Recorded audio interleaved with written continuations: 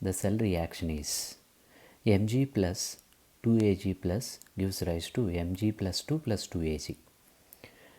Represent the cell using symbols and write the electrode reactions.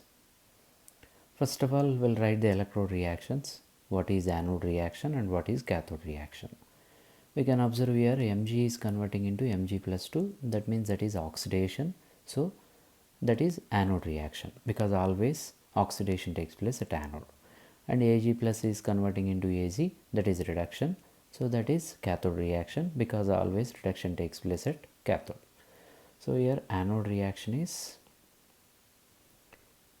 Mg gives rise to Mg plus 2 electrons. Oxidation takes place at anode always. And cathode reaction is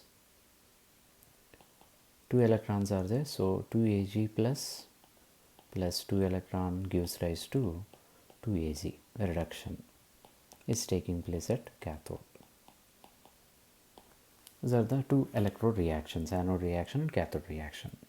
And how to represent the cell with the symbols? How to represent the cell? First we have to represent which is anode, and then salt bridge, and then cathode. This is a representation of the cell. And in anode, at anode, metal is converting into metal ion. Mg is converting into Mg plus 2. So metal ion, if any concentration is given, that is metal ion concentration. Salt bridge. At cathode, metal ion will get converted to metal. Mg, for example, here Ag plus is converting into Az. So here at cathode, metal ion concentration metal. Like this we can represent the cell. So for this given equation, anode is Mg is converting into Mg plus 2. Both are connected with the salt bridge, and Ag plus is converting into Az. This is the representation of the cell.